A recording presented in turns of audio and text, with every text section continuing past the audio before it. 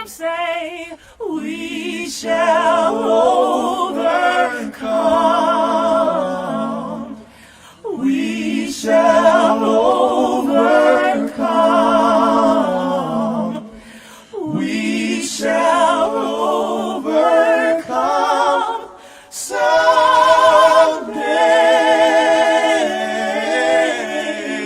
Oh, deep in my heart, say I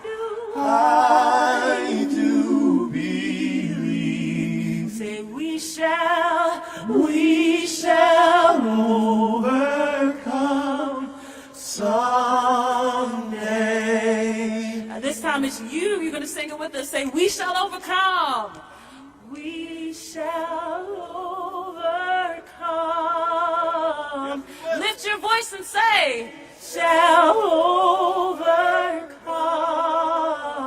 If you believe it, say, shall overcome someday. Oh, deep in my heart. If you believe it, say, I do. Your voice matters. Come on, everyone. We shall overcome. We shall overcome. Loop it. Say, we shall. We shall overcome. Until change happens, we shall.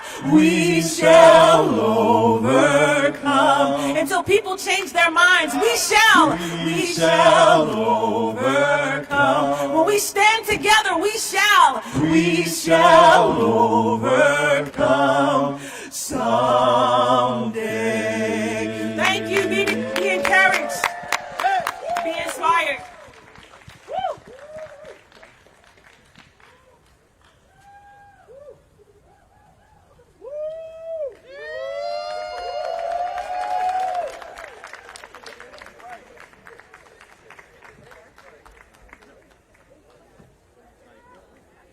Good morning. Good morning. There we go. My name is Bo Schuff. I'm the executive director of DC Vote. I am joined by Helen. I'm going to screw up your acronym if you don't do it. I'll do it. Good morning.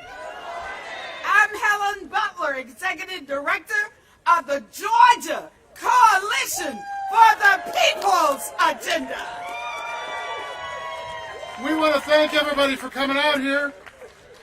We know why we are all here. We are all here for the struggle for equal representation, for fair votes, for fair elections, and to make sure that we all have the freedom to vote. For 4 days, our relay started in West Virginia and is on its way to the finish line. Yay. Soon, I swear.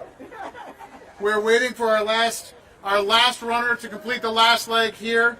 For 4 days, folks have run, walked, biked, rolled all the way here to Washington, D.C. from West Virginia.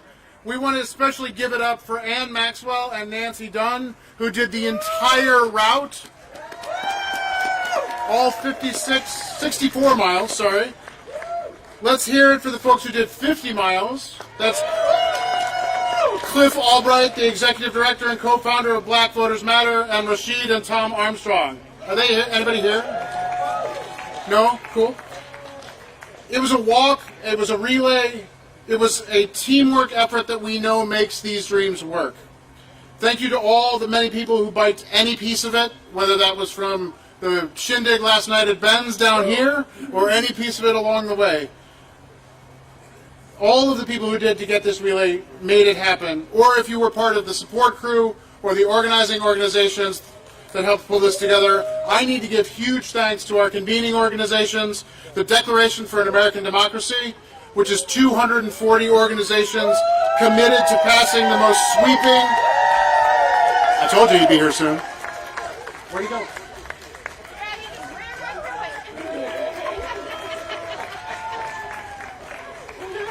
We'll try to get him up here on stage for a second. Let's hear it!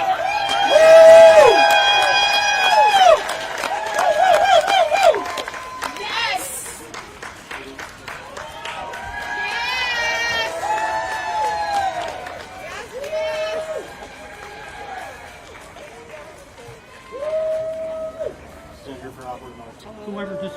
won the race, Glennis.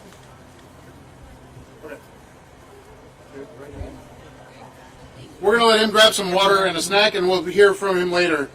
Let me finish our thank yous. As I was saying, the Declaration for American Democracy, a coalition of more than 240 organizations working to pass this transformational and sweeping legislation, the most transformational legislation in a generation as it comes to the freedom to vote.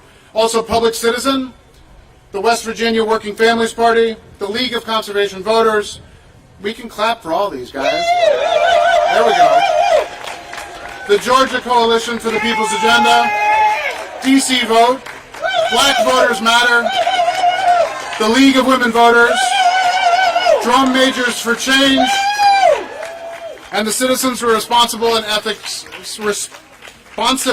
and Ethics in Washington. Crew. I'm going to do that again. The Citizens for Responsibility and Ethics in Washington. Let's give a hand of applause to everybody. And I also want to thank two local organizations that helped pull this together, both For the People Maryland and the League of Women Voters of Maryland, who helped bring folks to here this morning. Final round of applause for them. Oh, we did that. Two.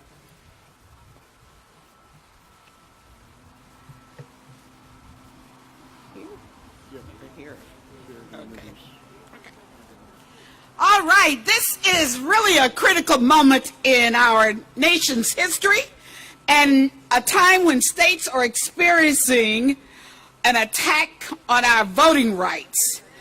While places like D.C. are denied representation, the time is now for Congress and for President Biden to deliver on the Freedom to Vote Act,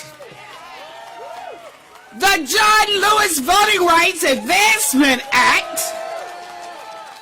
and of course, D.C. statehood.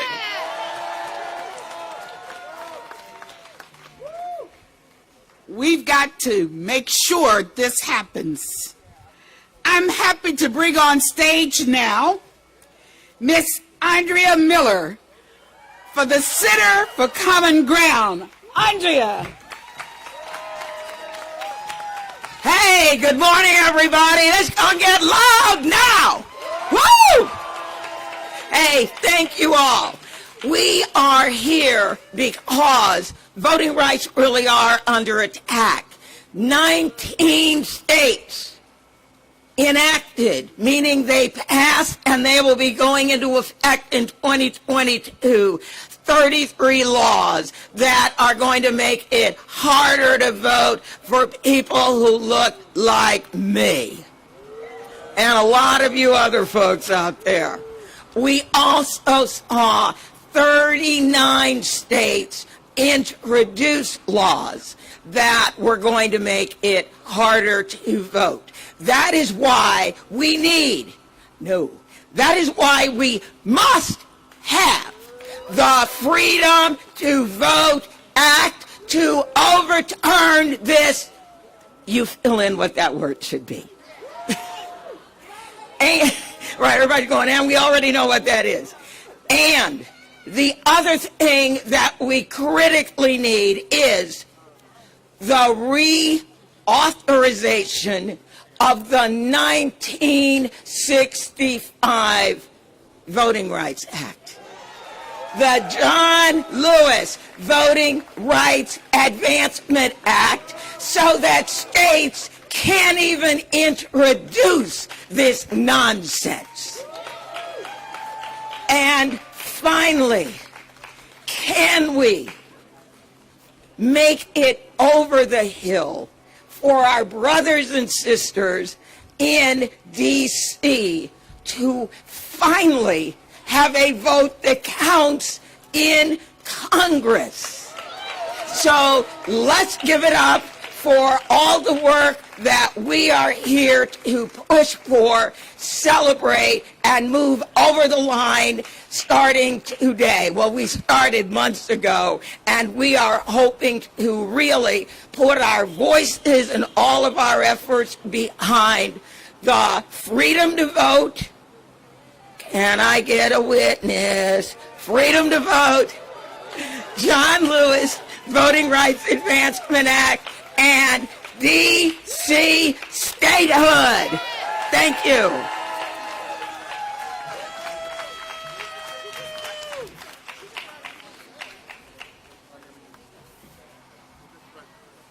All right, give it up for Andrea. Just want everybody to know we got over here to my left petitions for you to sign so that we can deliver them to Congress and to the president right over here. And we also have signs. I see a lot of people already have signs. Hold them up! Woo-woo! All right. That sounds like we are ready to protest today, right? Freedom to vote. All right. From West Virginia to Washington, D.C., the freedom to vote for you and me. From West Virginia to Washington, D.C., representation for you and me. That's what it's all about. All right, we're going to get ready for our next speaker. All right, let's see here. We started in West Virginia, right? Because West Virginians care about freedom and especially our freedom to vote. And their senator, Joe Manchin, is the architect and a champion for this legislation, y'all.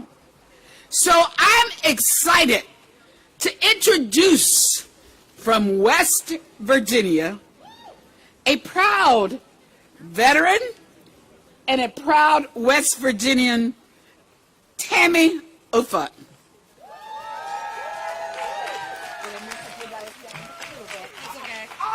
Right? Offutt. Hello, my name is Tammy Offutt. I am a disabled veteran who served in the U.S. Army from 1986 to 1990. I am a member of Common Defense in West Virginia.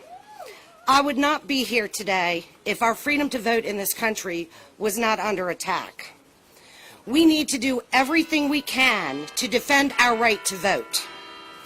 As a disabled veteran, standing in long lines is not an option for me. If I was required to stand in long lines, I would not be able to exercise my constitutional right that I swore an oath to fight for and defend. Disabled veterans are in a unique position. Our injuries are not always visible. Crowded polling places, lack of access to absentee ballots, and the shortening of early voting days are making it impossible for veterans to vote. All across the nation, states are making it harder for veterans with disabilities to receive an absentee ballot.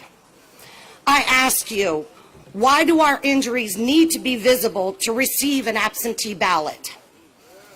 Our veterans, regardless of disability, physical or mental, need to have access to voting.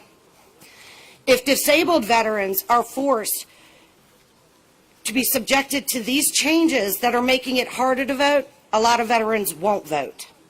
Not because they don't want to, but because they cannot. So I ask everyone here today, pick up your phones, pick up your pens, lift up your voices, and tell your senators to pass the Freedom to Vote Act now.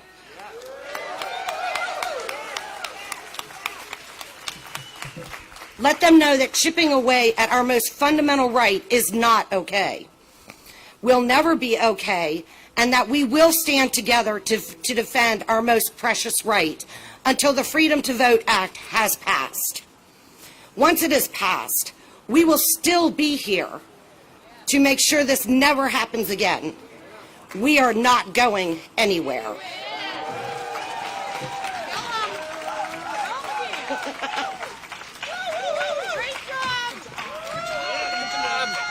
All right, I'm going to ask everybody here a question. The answer is really easy because it's right behind me. What do we want? When do we want it? What do we want? When do we want it? I got another question. The answer is just as easy. It's just over there a little bit. What do we want? When do we want it? What do we want? When do we want it? Let's do them together. First behind me. What do we want? What do we want? When do we want it? I tricked you a little bit. There were two whats and then a when. I know it's hard. It's early. It's all right. One of the key partners in voting rights for freedom to vote and DC statehood for more than 100 years is the League of Women Voters. No other organization has pushed as hard and as long for the freedom for all to vote and for the inclusion of the 700,000 of us that live in DC statehood. I'm going to now pronounce what I think is the hardest last name, and I'm going to try and get it right. From the League of Women Voters, please welcome Alma Courvoisier.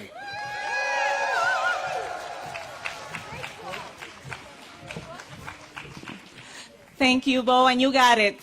I am so honored to be here with all of you at the Freedom to Vote rally. My name is Alma Courvoisier, and I'm the National Organizing Director for the League of Women Voters of the United States, who's a proud convener of the Freedom to Vote relay and rally.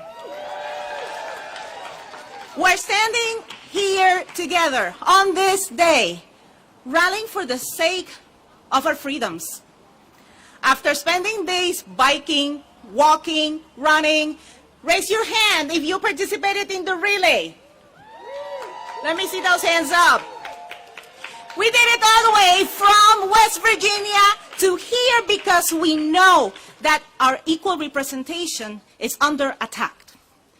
Just this year, over 400 anti-voter bills targeting black and brown voters have been introduced across the country. And right at this moment, on all 50 states plus DC, they are drawing new district maps at the congressional, state, and local levels. This is really important. How these maps are drawn will impact where we can vote, who we can vote for, and how or even if our elected representatives will listen to us. And this is going to be for the next 10 years. So we need to get this right.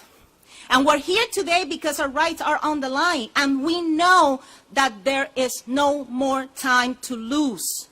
We're here because we believe in our power, and we know it's the only way to create the change that we want to see. This might be the finish line of the relay, but the fight is not ending here. We are showing up, and we will continue to show up.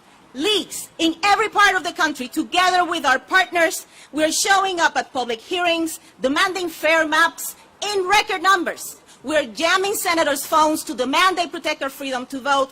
And we are risking arrest at the White House to demand that the president use the full power of his office, which he has, to compel the U.S. Senate to get rid of that Jim Crow-era filibuster. This week, we march on Tuesday with faith partners and civil rights leaders to the White House to demand that Biden fulfills his campaign promise to protect our freedom to vote. 25 leaders, including our CEO, was arrested in an act of civil disobedience to send this message to the White House. And what happened on Capitol Hill? The Senate showed us exactly why we need the White House to act. They failed to secure enough votes to pass the Freedom to Vote Act. Shame on them. A bill that will provide equal access to voting for all Americans. We must continue to use our voice. We must continue to show up and use our bodies like today. And we need to harness our power to demand our freedoms. In November 3rd, we will be back at the White House, and I hope to see you all joining us there. So let's see if we got this chant right. So from West Virginia to D.C., voting rights for you and me. From West Virginia to D.C., for West Virginia to D.C., thank you very much.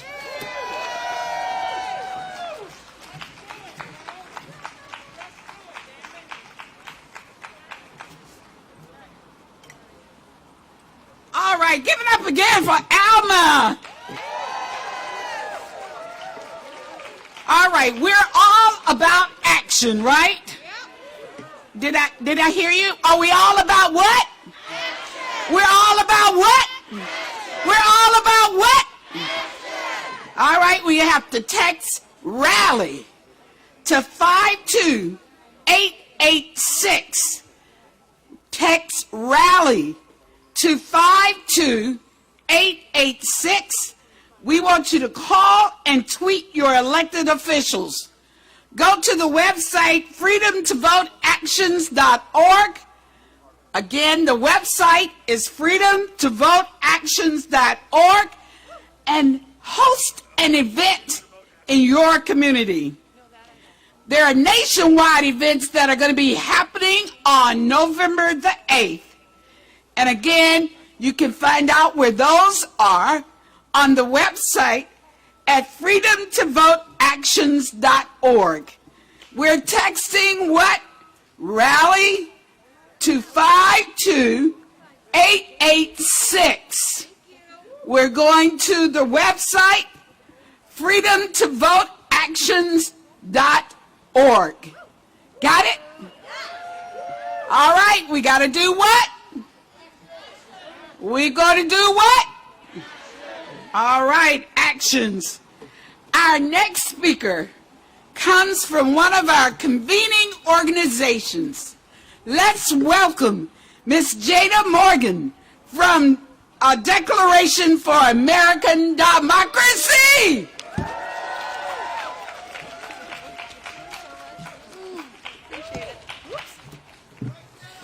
Hi, everybody. Thank you so much for being here. I am so excited to see all of you, and especially the folks in the yellow shirts and those that participated in the relay from West Virginia to Washington, D.C. for voting rights. My name is Jana Morgan, and I am the director of the Declaration for American Democracy. We are so proud to be convening this amazing event with so many of our wonderful members. We have 240 member organizations in this inclusive coalition of organizations that deal with issues across the spectrum, whether it be climate, gun violence prevention, faith leaders, labor leaders, and a whole host of other issues. And we have all come together because we believe that American democracy is in trouble. This is a moment where we have seen attempts to overthrow a free and fair election on January 6th, an insurrection for the first time in American history. This coming upon a free and fair election that had the largest voter turnout in modern American history, because all of you went out there and voted, right? Right? Even during a pandemic. And why is that? Because people made it easier to vote because of the situation we were in. And the response to that has been to pass or introduce 400 anti-voter laws across the country. You made your voices heard, and there are extremist politicians that have said, no, we don't want that. Instead of looking at the positions that they take or what they stand for and changing that to be reflective and representative of people in America, they said, no, we're going to try and prevent people from voting. And there's nothing more un-American than that. And so we are here to say, enough is enough, okay? America has never quite lived up to the promise of American democracy, right? America has never worked for everyone in this country. We know that people of color have had to fight tooth and nail for every right they've gained in this country to be, and also women up until 100 years ago didn't have the right to vote. And we know the fight has been even longer and even more torturous for people of color in this country. And it's not right that we are still fighting these same fights right now. Now, before the pandemic, I was actually able to go and travel to a number of states and talk to people in states, Maine, Colorado, Georgia, Arizona, North Carolina. I know we have a great Georgia contingent here today. And something I learned that I think isn't maybe as obvious to everyone is that being a voter in Maine is a completely different situation than being a voter in Georgia or Arizona or Florida.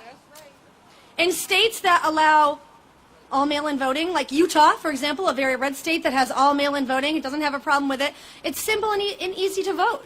There are states that let you register on the day, right? You can just show up, you can register to vote, and you can vote. And there are other states where you have to register weeks, potentially even months in advance. You have an anti-voter law now in Georgia that requires, that doesn't allow people to give you water or food when you're standing in line to vote. And people have to stand in line to vote for 8 to 12 hours because they close the polling places for people of color. So it's intentional voter suppression. And that's just wrong. And so we're here to say no more, enough is enough. We are here because we know that we need to pass the Freedom to Vote Act. Yes. And the Freedom to Vote Act would cut down these anti-voter laws from across the country. It would do things like making Election Day a national holiday, allow for same-day voter registration, allow for mail-in balloting. Super critical so that everyone can have a voice. It would also go a long way to getting big money out of our political system so that our government responds not to big wallets, not to corporate donors, but to big ideas. And the best ideas that come from you all, that come from the people. And it would also stop partisan gerrymandering, which is happening right now. As these deadlines continue to roll, it would stop partisan gerrymandering, which allows districting lines to be redrawn to disenfranchise people, either based on your political party and sometimes based on race. We cannot allow that. We also need to restore the full protections of the Voting Rights Act. And we know there's a vote coming up on the John Lewis Voting Rights Advancement Act next week. And just like the Freedom to Vote Act this week, we know that Republicans are planning to block it. Something that a majority of Americans, so the Freedom to Vote Act is supported by 7 out of 10 Americans. The Voting Rights Act is also, or the John Lewis Voting Rights Advancement Act is also supported by the vast majority of Americans. Both bills, 7 out of 10 Americans. Why isn't this Congress doing the bidding of you? You elected them, right? How do you feel about that? That this Congress is doing whatever they want to try and prevent you from voting despite what you all want. How does that make you all feel? Absolutely. And last but certainly not least, D.C. statehood. We're on the cusp of a historic hearing in the Senate for D.C. statehood. And that is one of the worst, spots of disenfranchisement in American history, that the 700,000 people who live in the District of Columbia, a city that is majority and minority, have been prevented from having a full say in their government since the founding of this country. That's not right. I want a voice in Congress. I live here too. Who else lives here and wants a voice in Congress? That's right. We need D.C. statehood, and we need it now. And so we're here today because we are demanding that America live up to the promise of American democracy. We are at a critical moment because we are on the precipice of a backslide into autocracy. Yes, we are. And we need to act now. We need to act swiftly because we don't want future generations to look back and say this is the moment where we failed, where our elected leaders didn't do what was right, even if it was hard. And I would say even if it wasn't popular, but it is popular. So what is the holdup?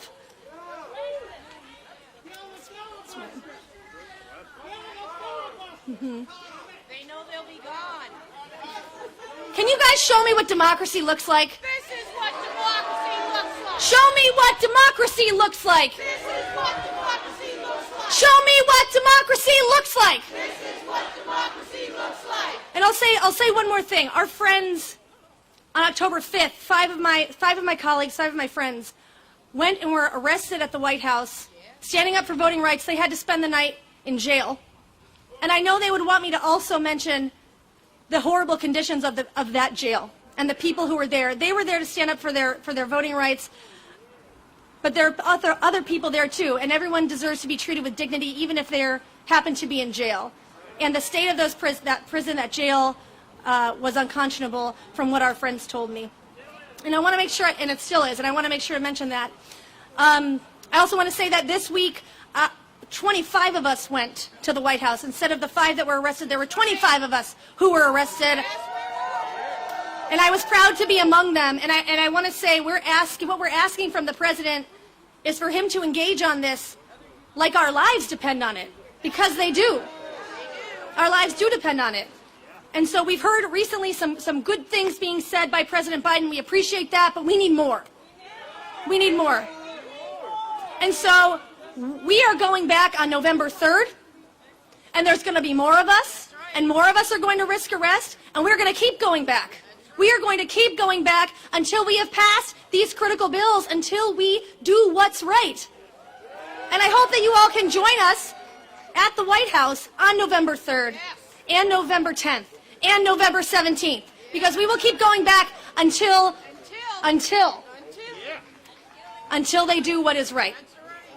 And I'll say one more thing. In the second week of November, we are going to be doing distributed actions all across the United States. And we hope that you will join us in your communities, in your towns. Have your representatives participate. Go to their door of the State House and let them know that you want to see these bills passed immediately. And if you go to freedomtovoteactions.org, you can participate. So I hope I will see you there. And again, I want to thank you all so much for being here. For those people who did the car caravan in West Virginia, who walked, who biked, who drove from West Virginia to Washington, D.C., you all are making this happen. You all inspire me. Thank you so much. And we are going to win this.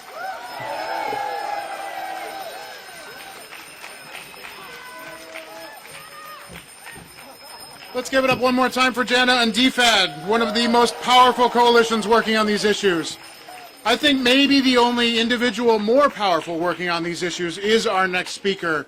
For more than 30 years, she has been a tireless champion for the District of Columbia. She has been our warrior on the Hill. If anyone knows what it is like to not have the freedom to vote, it is this woman who has not had the freedom to vote on final passage or on the floor of the House her entire career in the House. We need her to have the freedom to vote. We need her to have colleagues in the Senate. We want D.C. statehood, and we want it now. I am pleased to introduce one of my favorite people in this whole work, Congresswoman Eleanor Holmes Norton.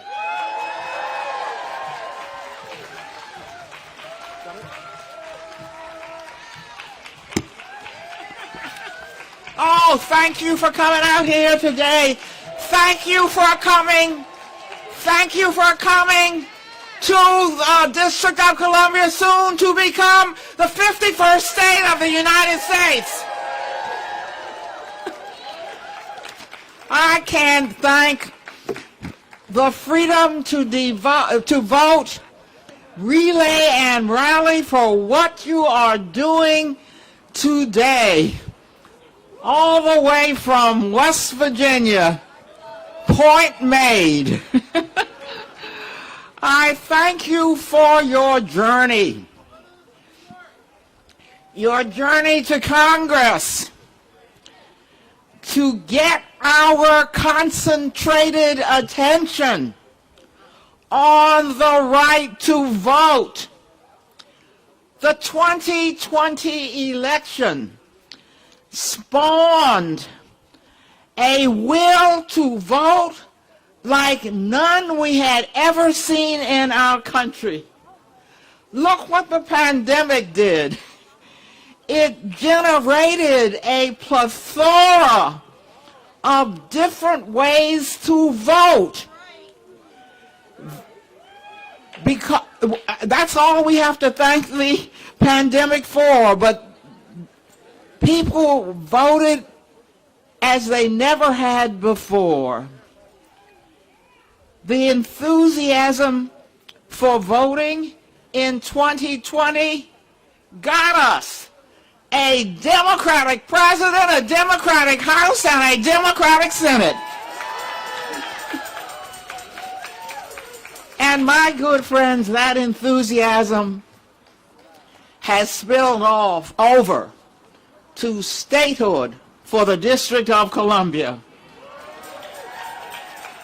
Look how close we are. The bill has passed the House of Representatives twice. We have had a Senate hearing, and another Senate hearing is soon coming up. Among those who will be testifying at the coming Senate hearing are residents of the District of Columbia themselves, who want the rights that every other American has. We are getting there, my friends. We have 45 senators supporting statehood for the District of Columbia. That's almost every Democratic senator. And of course, we have strong support from the President of the United States, Joe Biden. But perhaps most important, and this is a figure I want you to go home with, 54% of the American people support statehood for the District of Columbia. I can tell you as a member of Congress, we don't get 54% on almost anything these days. So as we rally for the freedom to vote, I ask you this afternoon, don't forget the only Americans who don't have the same rights as other Americans. Support the right of the 703,000 people who live right here for statehood for the District of Columbia. Thank you for being here.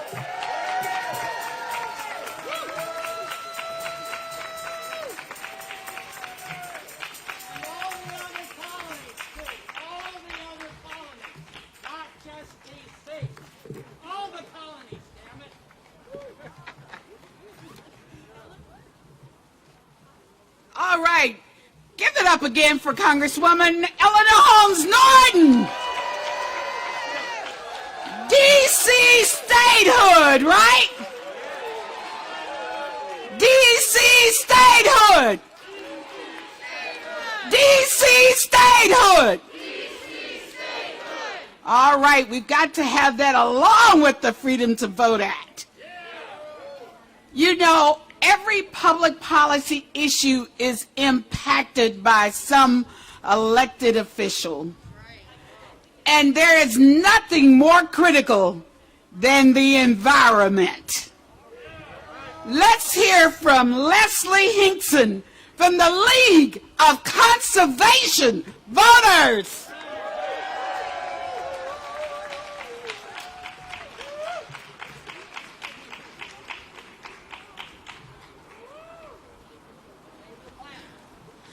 That's right. Save the planet. Oh my goodness, it is amazing to be here with all of you today. Ooh, thank you very much. And a bit intimidating to follow Congresswoman Holmes Norton. Thank you, Helen, very much. And also everyone here who's made the Freedom to Vote relay a reality. As Helen said, I'm Leslie Hinkson. I'm actually the Chief Officer of Racial Justice and Equity at the League of Conservation Voters.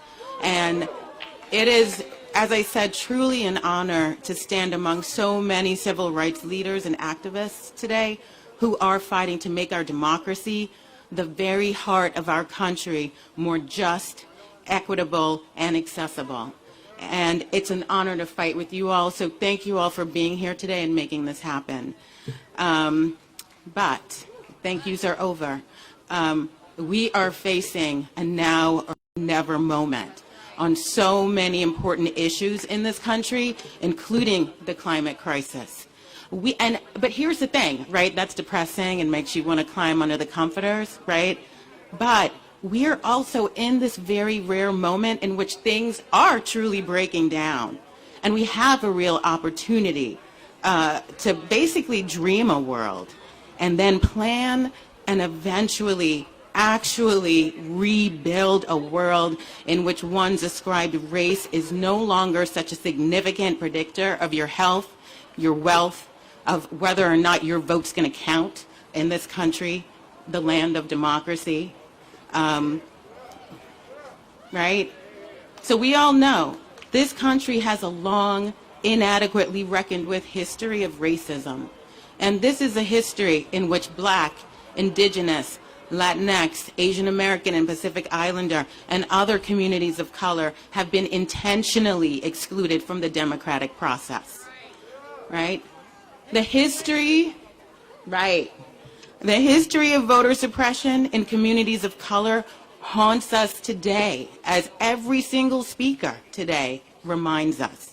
But it undercuts not just the voices of these communities, but all of us, right? And if we could identify, eradicate, and repair, right? Repair those aspects of our laws that work to limit the voting rights of these communities, we will have laws that more effectively allow us to be an inclusive democracy for all.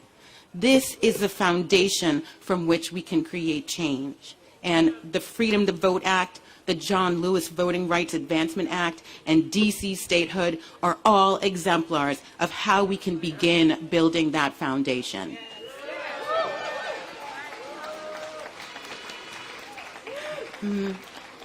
Now, as the past 2 years have revealed in stark contrast, from the climate crisis and assault on our democracy to the pandemic and economic inequality, communities of color repeatedly bear our country's greatest burdens.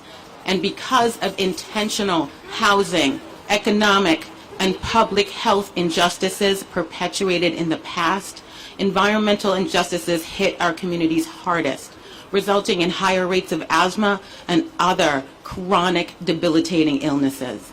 Our soil and water are more often contaminated. Our infrastructure is more likely to crumble in extreme weather.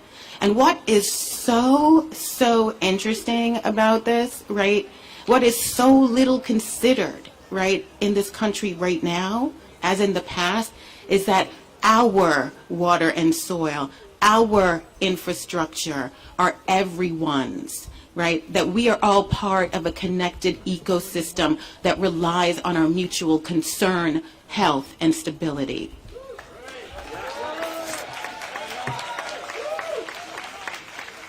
Right? And here's the thing. When people, I would say regain, but no, not regain. When people gain, because some of us have never had it. When we gain our rightful influence over our institutions, our policies will actually begin to reflect our needs. An inclusive democracy is the foundation from which we can create change. A healthy democracy is the foundation from which we can create a healthy environment. A healthy democracy is the foundation from which we can finally create a society that intentionally works for us all and not just for a small elite, and the rest of us just cross our fingers and hope some of those benefits will trickle down to everyone else, right? It's time to create a more inclusive, healthier democracy.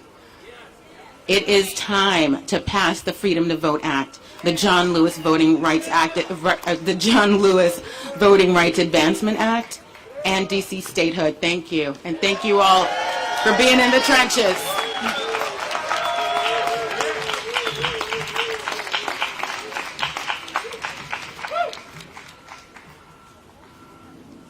Leslie, connecting the environment, healthcare, all together. Thank you. Let's give Leslie another round of applause. You know what? When I saw what happened with Ahmaud Arbery down in Brunswick, Georgia, I saw young people taking to the streets to say, we're not going to take this anymore. Then with George Floyd, they again said in the streets, this has to stop. But you know what else they did? They turned out in record numbers in the last election cycle. They were saying, I'm putting my street feet to the street, but in the suites, I plan to change everything. Young people stood up and said, our voices will be heard. Today, we have 2 young people, and this reminds me of the 65 voting rights. When we got the 65 Voting Rights Act, it was young people who were hosed, who were sicked on by dogs. They made the difference. Guess what? Our young people are making the difference today. We have 2, not 1, but 2 mayors, youth mayors from D.C., right here in the Capitol. Addison Rose and Lawrence Robinson. Give them a big standing ovation.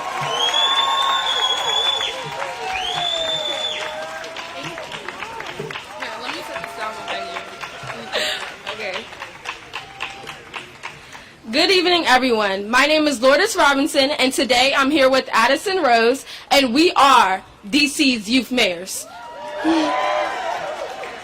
You get a draft notice in the mail.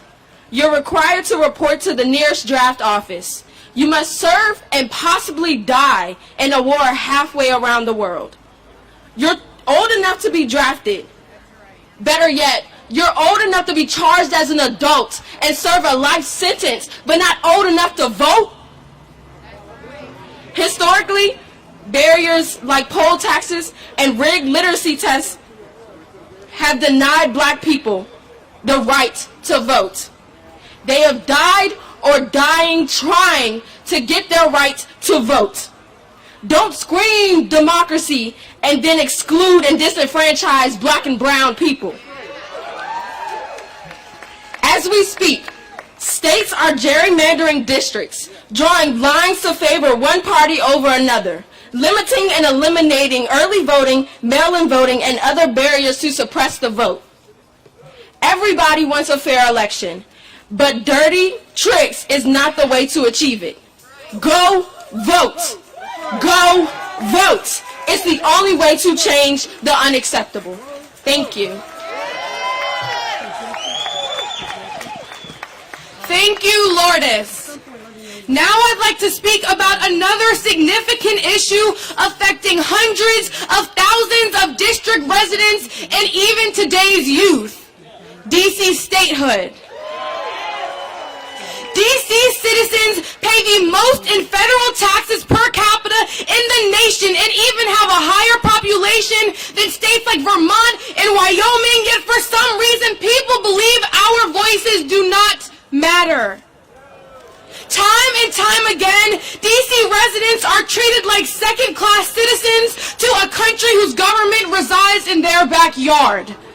We are required to register for selective service, pay federal and state taxes, and other members of Congress are making decisions for all of us. We all need to understand the right to vote cannot be taken for granted, starting with having representation, as well as the acts we are fighting for today be passed. And yes, many of our youth may think DC statehood does not affect us, but it absolutely does. Being a state could grant us control over our own budget to spend across issues so prevalent in our state. More money could go into schools. We could receive federal aid. Money could be put into anti-gun and weapon programs for the youth. There is so much that could be up to us.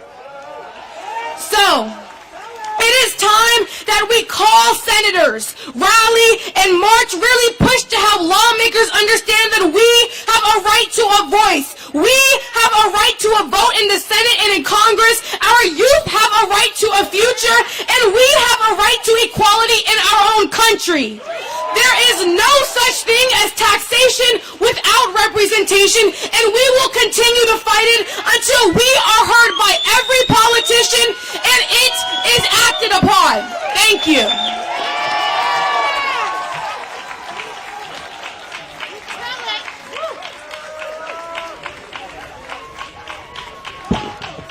I think we've got a really good mayor, and I really like our youth mayors, too. What do you all think? Excellent. Next up, one of the biggest challenges that the Freedom to Vote Act will take on is the ethics and the corruption that we see in elections and in our campaigns and in our government. I am pleased to introduce Noah Bookbinder from the Citizens for Responsibility and Ethics in Washington.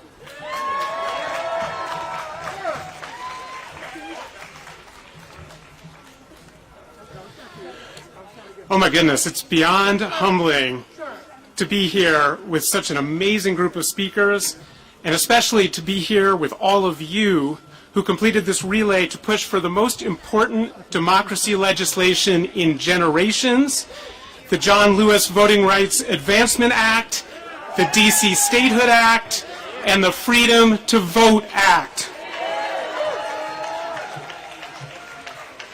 You've heard a lot about how the Freedom to Vote Act would help to ensure that every American can vote and that partisan politicians cannot overturn those votes.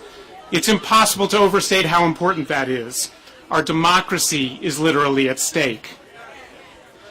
But even being able to vote and to have those votes counted is not enough if we live in a country where our politics and our government are under the sway of secret money from millionaires and corporations. When our elected leaders depend on millions and millions from the wealthiest and most powerful, given to dark money groups and shell corporations, so that we don't even know where the money is coming from, that means our leaders no longer work for us. Here's one small example of what we're dealing with every day. By scouring corporate records, my organization, Crew, recently discovered that the Southern Company, an energy giant, gave $1 million to a dark money group closely aligned with Mitch McConnell more than a year ago. So none of us knew who was influencing him in 2020, and they didn't make it easy to find it out even now. Is that how our politics should work? Should our leaders be working for the oil companies? For the drug companies? For the private prison companies? For the defense contractors? Or should they be working for us? Right now, this is not a democracy that works for all Americans. It is a corrupt system that makes the rich and powerful more rich and powerful. That means that when our government decides what to do about urgent issues like climate change, racial justice, or even public health, too often they're hearing from powerful interests a whole lot more than they're hearing from regular Americans. And when government serves powerful interests, it disenfranchises black, brown, and indigenous communities most of all. Look, we've seen what it looks like when our government serves the wealthiest and most powerful. We saw that in sharp relief for 4 years, and it will get worse if we don't act. But the Freedom to Vote Act will help us fight big money in politics. It will mean that all those dark money groups and pass-through corporations will have to tell us where the money is coming from so that we can fight back. It will ensure more enforcement against those who break the rules, and it will fund states that move toward a fair system where regular people stand a chance against big money interests. If we pass the Freedom to Vote Act, we can start to make government work for us again. That is what we want. That is what we need. The only reason it hasn't passed already is because of an outdated loophole, the filibuster, that was born out of racism and has encouraged obstruction.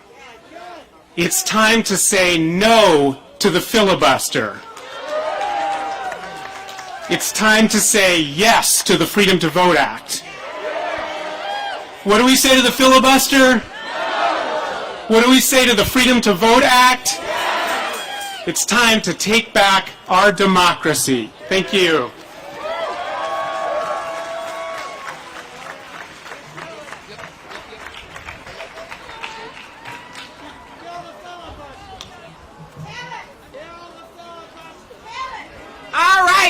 action, right? We're going to text RALLY to 52886. Text RALLY to 52886. And of course, for our action items, we're going to go to the website freedomtovoteactions.org. Women, we are powerful. According to the census, we're 51.4% of the population. And I know in Georgia we are the majority registered voters. So we can make a difference. So here to tell us about that strength of the women's vote is Ms. Sheila Katz of the National Council of Jewish Women. She's CEO. She is the boss.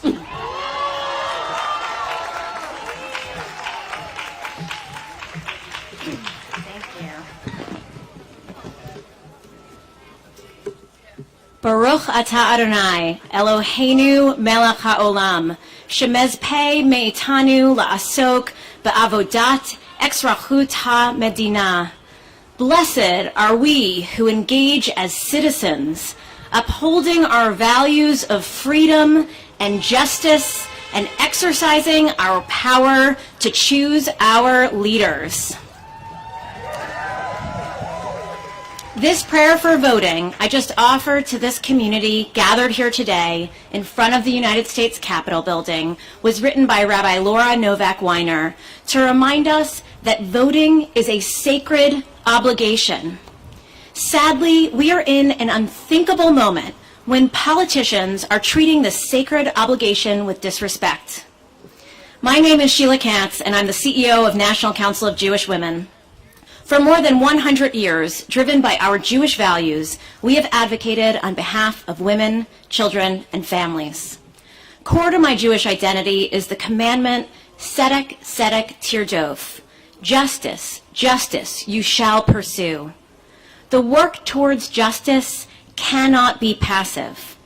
We can't just assume things will all work out. We can't just hope for others to do the right thing. Justice must be pursued. I am so honored to be here today as this community arrives in our nation's capital after making your way to us from West Virginia.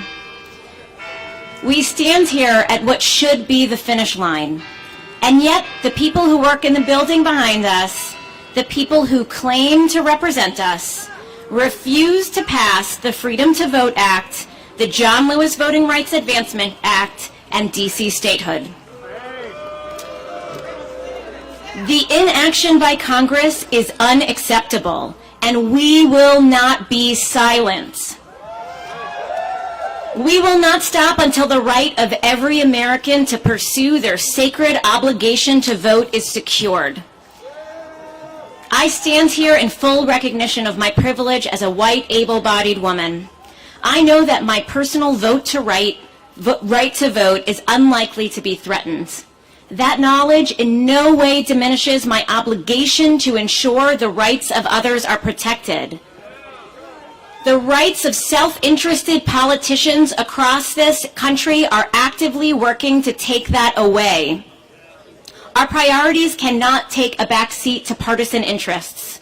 The very future of our country is at stake. If we allow the continued disenfranchisement of communities across the country, the results will be catastrophic. Not only will we not be able to advance priorities like citizenship for dreamers, sensible gun laws, and DC statehood, but we will also see a rollback on access to abortion and LGBTQ equality. Our vote is our voice, and we are obligated to stand up and fight back when someone tries to take it away. Make no mistake, these attempts at voter suppression are harming those who are already marginalized and at risk. Our democracy is strongest when it reflects the diversity of its people. When the voice of the people is silenced, we weaken the foundation of our democracy. Justice justice we shall pursue. We will pursue it here in Washington, D.C. We will pursue it in West Virginia, in Texas, in Georgia, in Wisconsin. We will be tireless in our pursuit until every last American is blessed with the opportunity to fulfill their sacred obligation to vote. Thank you, and Shabbat Shalom.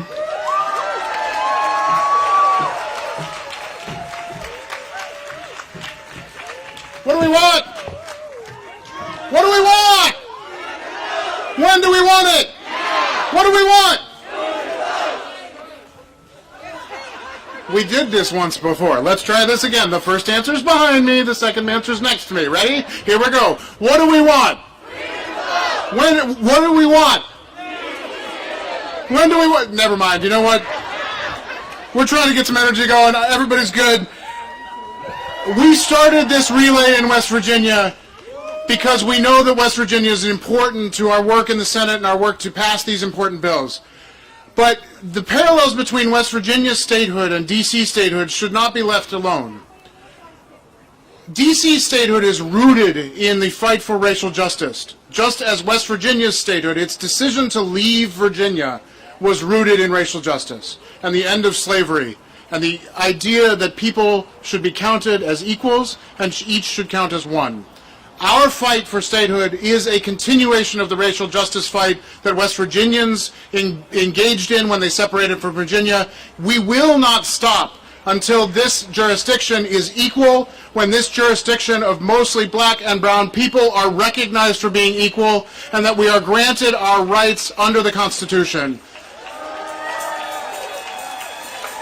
Our parallels to West Virginia tie us back, and I am proud to reintroduce Thaddeus Breckenridge, who you met before when he brought the baton to finish this relay.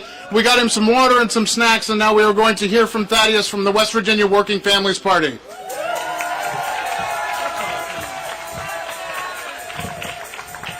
Let's go, family. Are we juiced up out here? Are we juiced up? Are we juiced up out here? When I say grass, you say roots. Grass. Grass. Because it's from the soil. It's from the soil we go up to the top.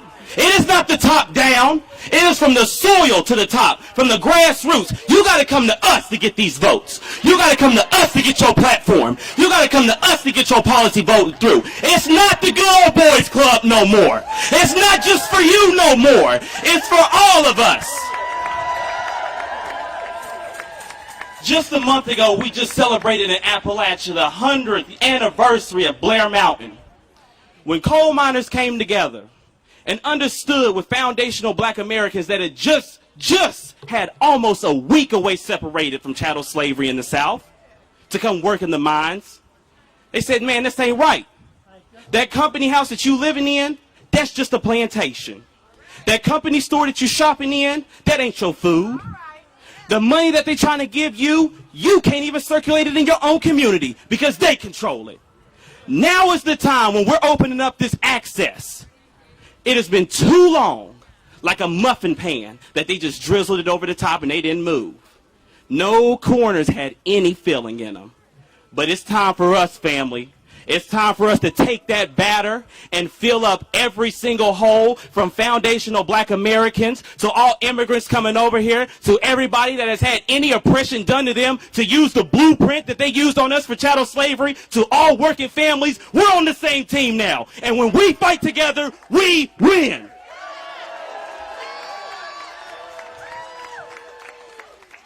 My coach taught me that whenever you wear this Beckley in the wing, they know what it means.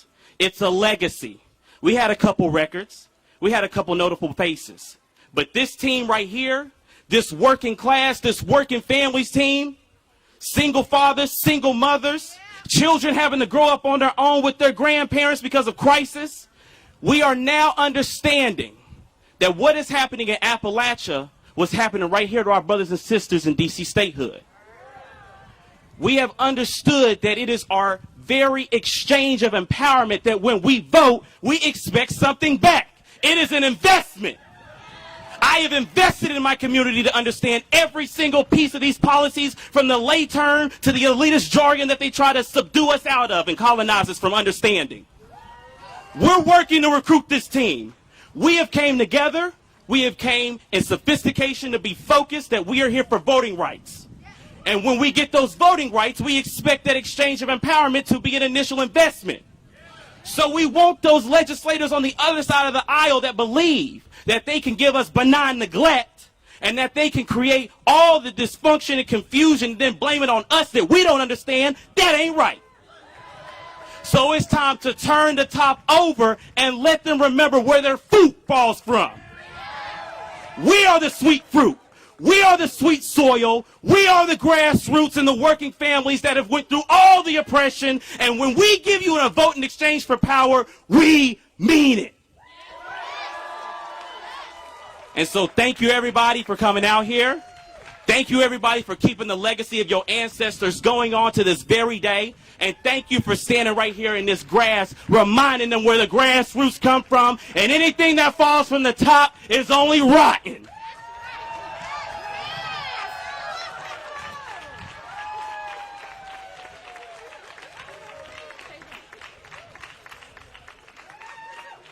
I took the baton from him.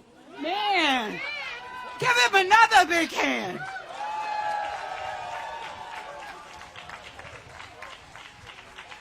I want to say that, you know, I'm from Georgia, and we are known for a lot of things. Mostly Jim Crow 2.0 voter suppression. But hey, listen, but I can tell you, we have some warriors from Georgia. But I just want to recognize from Georgia, you know, people came from West Virginia. I saw somebody from Pennsylvania. All over this country, you have come to stand up for the Freedom to Vote Act. To stand up for D.C. statehood. And to stand up for our congressman's legacy, the John Lewis Voting Rights Advancement Act. I want to shout out to my People's Agenda people, Cindy Battles, Policy and Engagement, Eric from Macon, and Carrie from down in Savannah. And of course, Michelle right there in Alpharetta. But guess what? Georgia has been the bad model, right? For all of this 500 bills of voter suppression that has been introduced across the nation. But guess what? We have a legacy of fighting in Georgia. The 1965 Voting Rights Act put in place protections for the right to vote. And it was led by my first family, the King family. I also now inherited the legacy of one of the lieutenants of Dr. Martin Luther King Jr., Dr. Joseph Eccles Lowry, and the People's Agenda. But today, our first family is here. We have in the House, y'all, the son of Dr. Martin Luther King Jr., none other than Martin Luther King III. And as you know, it's always been said, behind every great man, there are two great women. We have our First Lady, Miss Andrea Waters King. And if you haven't heard this dynamite young leader, you need to hear her. Miss Yolanda King. Let's welcome the Martin Luther King III family.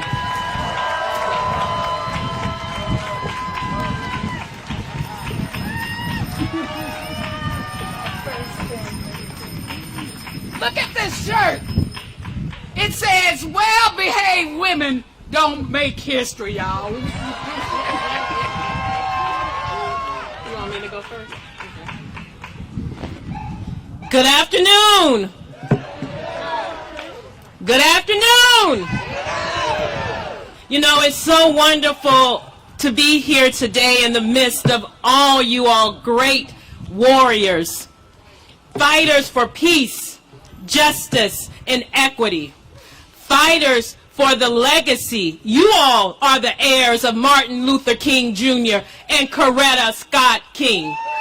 You all are doing the work of Martin Luther King Jr. and Coretta Scott King. You know, earlier in this week when we got the news of the Freedom to Vote Act not even being able to come to the floor to be debated, I don't think any of us were surprised, but it still was a bitter disappointment. And one of the things that I thought about immediately were the words of my mentor, C.T. Vivian. And I thought about C.T. Vivian being on the courthouse in Selma, Alabama. And I thought about him being struck by a baton as he was registering black people to vote. And I thought about his words immediately when he stood up and when he told Sheriff Jim Clark that you can beat me down and you can turn your back on me, but you will not turn your back on democracy. And what we are saying today in 2021 to the Senate and to the White House, you will not turn your back on democracy. Now, you all have been relaying, and I want you to realize that as you were relaying, you weren't just relaying for yourself. You were relaying in the memory of Joseph Lowry. You were relaying in the memory of all the freedom riders of the 60s. You were relaying in the memory of Medgar Evers. You were relaying in the memory of Ann Braden. You are relaying in the memory of John Lewis. You see, the torch truly has been passed to a new generation. And it's our turn to relay for peace, justice, and equity. And what I do know is that in our movement, when it's darkest, we look for the stars. And that the long summer of discontent has fed into the autumn of frustration, and we're going to go into the winter of justice. We will continue until truly justice and righteousness rolls down. We will go forward until we truly realize the dream of Martin Luther King Jr. and Coretta Scott King. And then we will be one step closer to creating the beloved community for all of God's children. Thank you very much.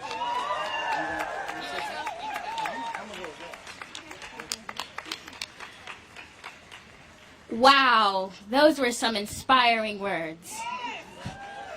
Give my mom a round of applause.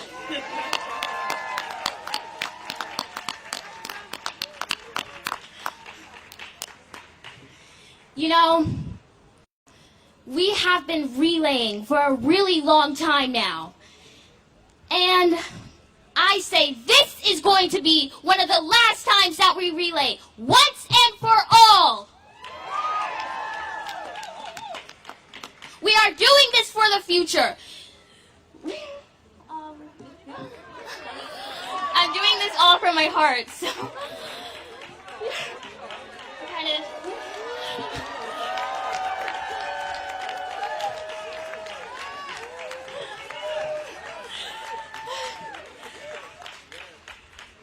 Wait, where's that coming from me? Okay.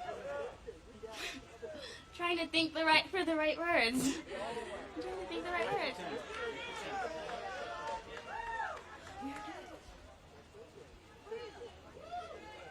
We will bring the freedom that the future deserves.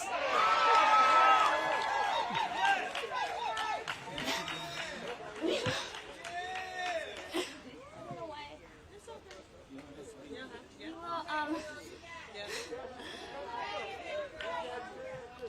I would like you to make an oath with me. Repeat these words. Spread the word. Have you heard? All across the nation. That we are going to be a great generation. I'd like for you to say that one more time. Louder. Powerful. Spread the word. Have you heard? All across the nation. We are going to be a great generation.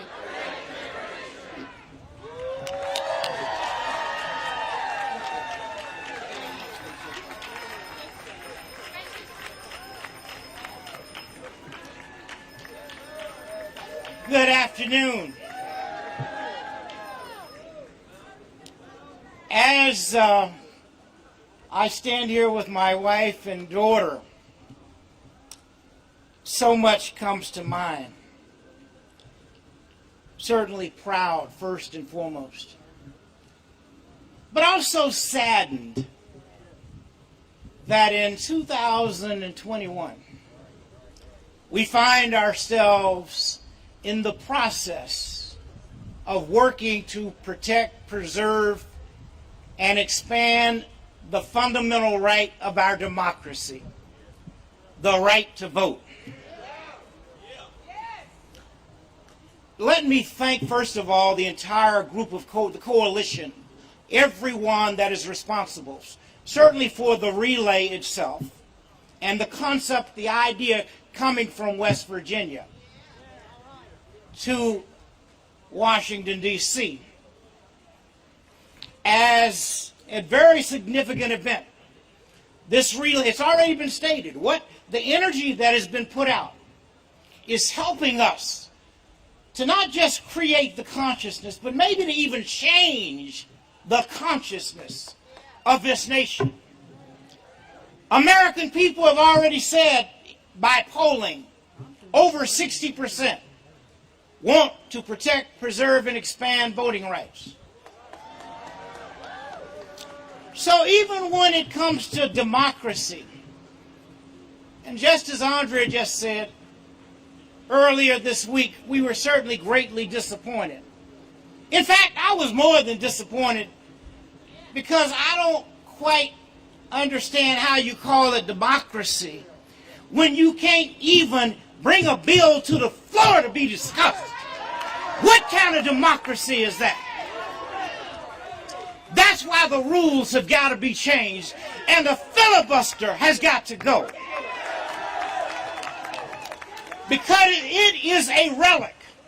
And just last year, and even throughout this year, we saw relics come down that had been up for years and years. Relics of statues of slave owners, those who oppressed people in this country. We saw a lot of those relics come down. The filibuster has been used, had been used for over 100 years to stop anti-lynching legislation, to stop civil rights legislation. In 1964, finally, the Civil Rights Act was passed. But here we are in 2021, and you're still using a relic. That relic must be abolished. And so that's part of why we are here. But when the people's voices are heard, then the politicians must act. So I'm not suggesting by any stretch of the measure that we have obviously not, I am saying we've obviously not achieved that goal. We've got to do more. We may even more of us have to go to jail. Some of us have been, and we're going to keep going to jail. That's what John Lewis taught us his entire life. Talked about getting into good trouble. Constructive actions. You know, I will never, and I hope we never get any ways tired We can retreat sometimes. You have to go back, regenerate. You have to find a way to get yourself grounded. And then you have to come back and stay in the fight. It's all right to depart just for a few moments. All of us do that because we have to get reinvigorated. But this is a battle that it's not really, obviously it was not a sprint because it would have been done. It's a marathon. And it's taken far longer than it should. But I always say we can't give up, we can't give out, and we can't give in. We have to keep moving forward. Now you see, in life, my dad used to say, we can be like a thermometer or a thermostat. Now think about that analogy. Because a thermometer is a great device. If it's cold, it'll tell you it's 30-ish and below. If it's hot, it'll tell you it's 90 and above. But there's another device called a thermostat. And when it's too hot, you turn it down. When it's too cold, you turn it up. But what does a thermostat do? It regulates the temperature. We got to decide if we're just going to record what's happening or if we're going to be a part of regulating to ensure that our democracy is real for all of us. So again, I say this is another step today that we've taken. And I was glad to hear the president say on Thursday that he is open to getting rid of, or at least some carve out maybe of a filibuster. That's a step in the right direction. But we also have to keep pressure on the White House. Because when people don't say anything, and that doesn't mean a person is good or bad, but we have to always, it's demanding accountability. That's really what it is. We elected all of these elected officials, and we have to make them accountable. Because we should not be in this position. I'm saddened that our 13-year-old daughter is having to fight this battle that my dad and others fought in 1965. Think about that. Some may say we've gone backward, but what I will say is every time we make progress, there always is pushback. Now, last year they told us we had a great election. The experts said there were no problems with the election. So what happened? January came around, and January 5th in Georgia, as you know, we elected our first black United States Senator, Reverend Raphael Warnock, and our first Jewish senator, Senator John Ossoff.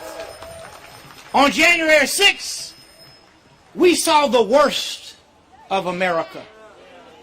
We saw people come here and try to tear down the Capitol. And what did the elected officials who represented those people do? They have created in 19 states legislation that makes it harder for people to vote. Over 400 bills are being proposed or will be introduced before the end of the year. 19 states now have made it harder to vote. That's why we need the 3 acts, the John Lewis Act, the Freedom to Vote Act. We need all of that. And also, every time I come to this city, I become more and more frustrated realizing that all this time, 700,000+ people pay taxes, but they have no representation in the United States Senate or the United States House. They have a representative in the House, Congresswoman Eleanor Holmes Norton, but she comes to dinner every day, but she can't eat. She can't even vote. How unconscionable is that? That's why we need D.C. statehood. So the residents of this city finally have representation, fair representation. And so I'm going to keep coming. And we should all keep coming. In fact, we should magnify. And today, when we go home, or as we're leaving, as we're texting and using our smartphones, send a message out to America so that more Americans will get engaged. Because all of us that need to be are not engaged yet. But as I said, the polling shows 60% of Americans want voting rights expanded. Let's let our senators know that, and let's let the White House know that. We're going to get the job done. Again, don't give in, don't give up, don't give out. Keep moving forward. May God continue to bless each and every one of you always. Thank you.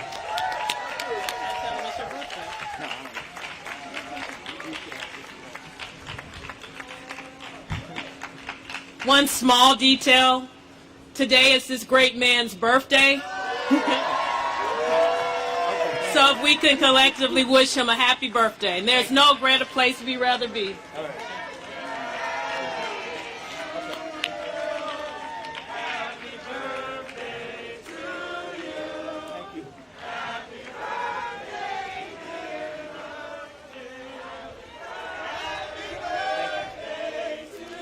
Thank you. Thank you so much.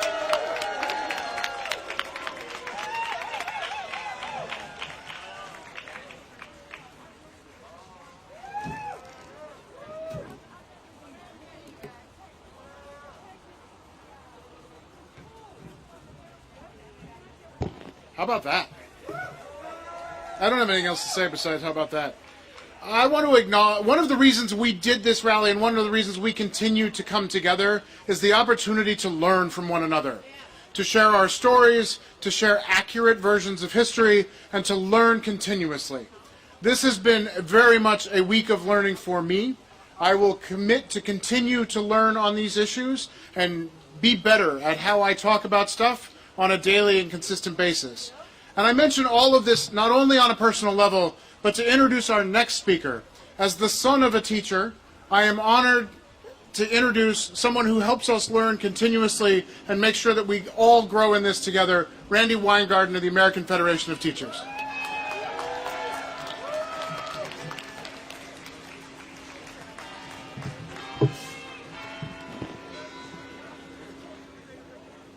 As the bells ring, those are bells of hope.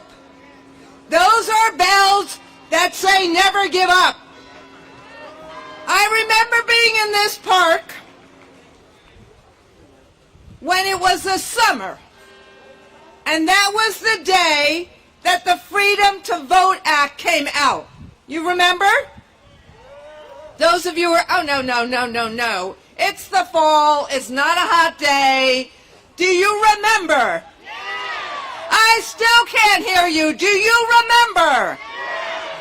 And the people, it's more important that the people over there hear you, even though it's a Saturday. Do you remember that day? Do you remember that day in August when Martin Luther King Jr. and Reverend Sharpton had a march where we marched to the mall to say we must have the freedom to vote and the John Lewis bill? Do you remember that day? Do you remember today as the day that we are one day closer to saving our democracy? Will you remember today? And will you remember tomorrow? We'll be one day closer to saving our democracy. Now, why is it so hard to save our democracy? You know why it's so hard. You know what's going on.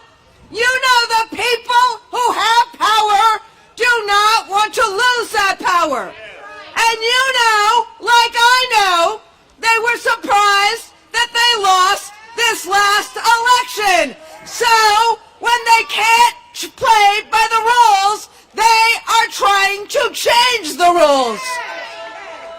Now, we need, see, this is why I'm last. because I'm, a teacher who's screaming.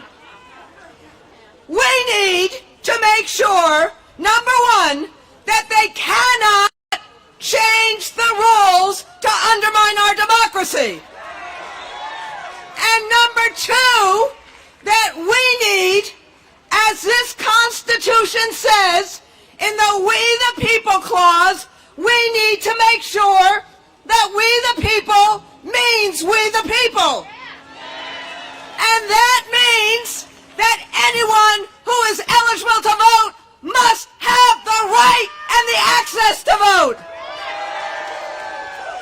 This is not a black issue or a white issue or a gay issue or a straight issue. This is everyone's issue. And I'm sick and tired of people saying, oh, it's one group or another group. This is about our democracy, and it's everybody's issue. And everybody has to fight for it. Thank God we had Martin Luther King fighting for it. Thank God we had John Lewis fighting for it. Now it must be all of our fight. So, there is a little saying in labor, which is one day longer, one day stronger. As we get closer and closer to the finish line, as we see the John Lewis and the Freedom to Vote Act within our sights, we got to get one day stronger, because the fight against it will be just as fierce. So I want to end with that saying, and I want them to hear you. One day longer, one day stronger. You ready? One day longer, one day stronger. One day longer, one day stronger. One day longer, one day stronger. And if we go from strength to strength, you, my friends, we will save our democracy and ensure everyone has that right to vote and every vote is counted. You ready to fight? You ready to win? You ready to save our democracy for we the people? Thank you.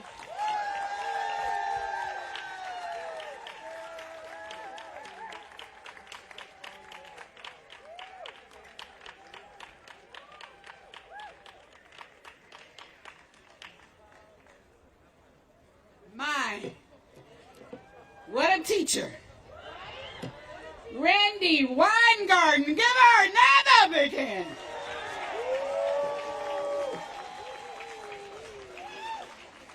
It is so good to be here with you today.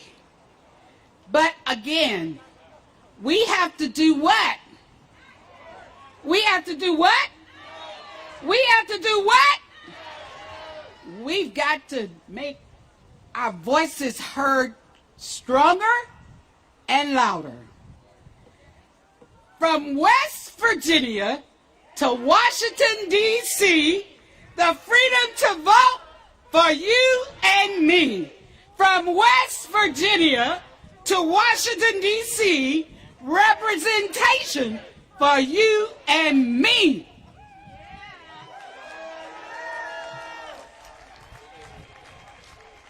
Text rally to 52886. Text rally to 52886. Sign up for actionable items in your state, in your city, in your block at freedomtovoteactions.org. We've got work to do. You know, I have said Georgia was terrible being the model for the country in Jim Crow voter suppression. But guess what? This is our Selma moment. So many marched across that bridge in Selma, Alabama. This is our bridge to cross.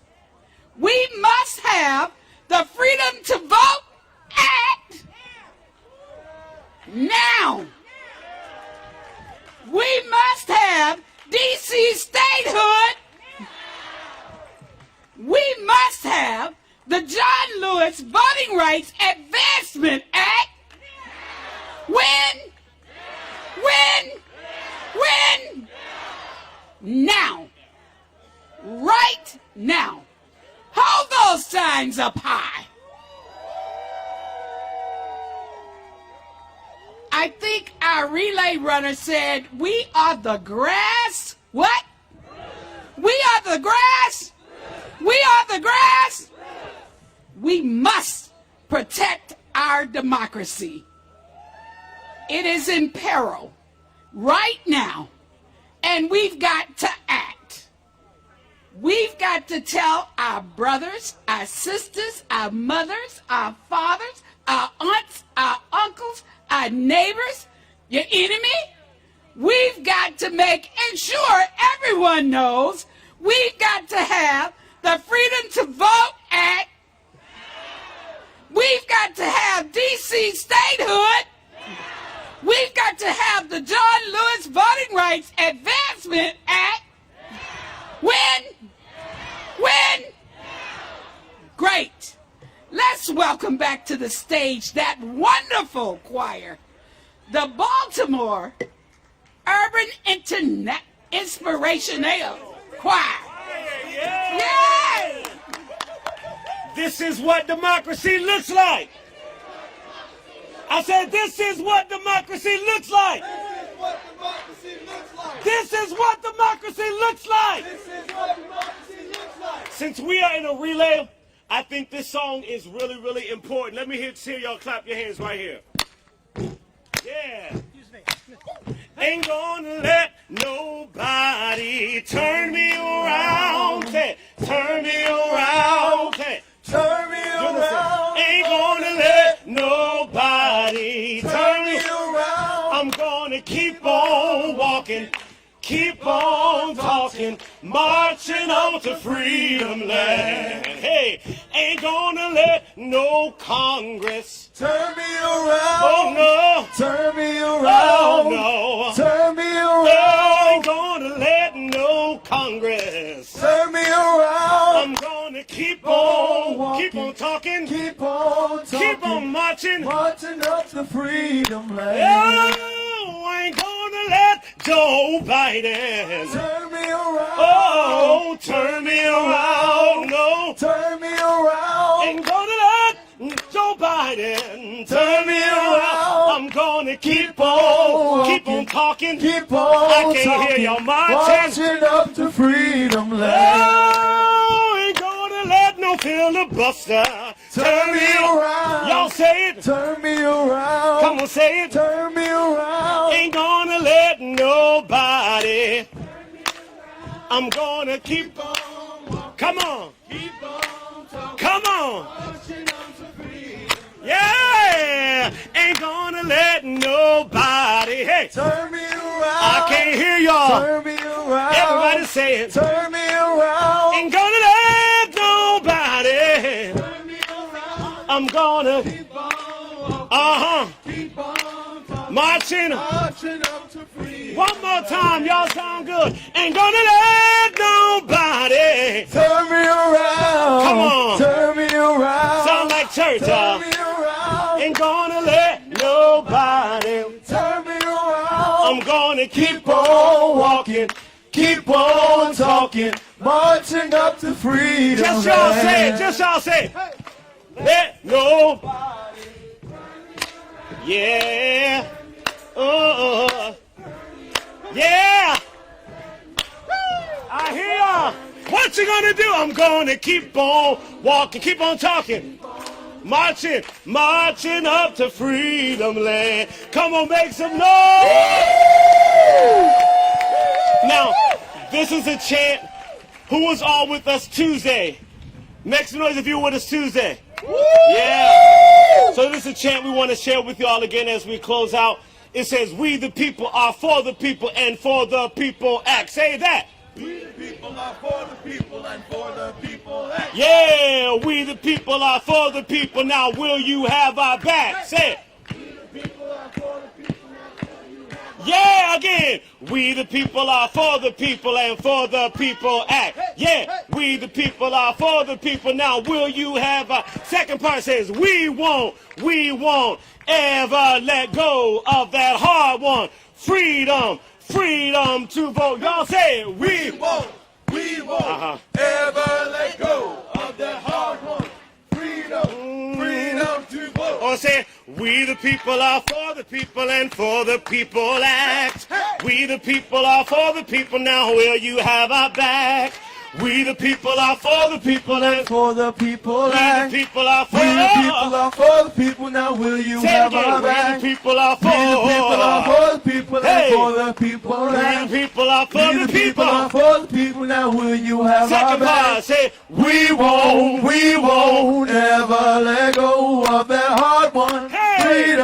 Freedom to We vote. won't. We won't ever let go of that hard one. Freedom Sing it out, say, to we vote. the people are, We the people are for the people and for the people. We the people are We for the the people people. are for the people. Now will you have our back? We won't. We won't ever let go of that hard one. Hey. Freedom to vote. Now say this, say, no, we'll never let go. Say again. Oh no, we'll never let go. Yeah, oh no, we'll never let go. Say it, y'all. Oh no, we'll never let go. We the people are for the people and For the people, yeah, we the people are for the people. Now will you have our we back? won't. We won't ever let go of that hard one. Freedom Now to sing it out. vote. We the people are. For the people and Just for them. the Let me hear. Just them. Go. We won't ever let go of that hard one. Yeah. One more time.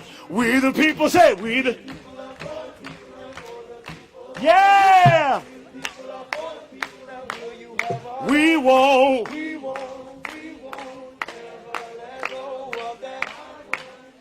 Stay there. Say we won't. We won't ever let go of that hard one. Freedom. One more time. We won't ever let go of that hard one. Freedom to hold. Now come on, make some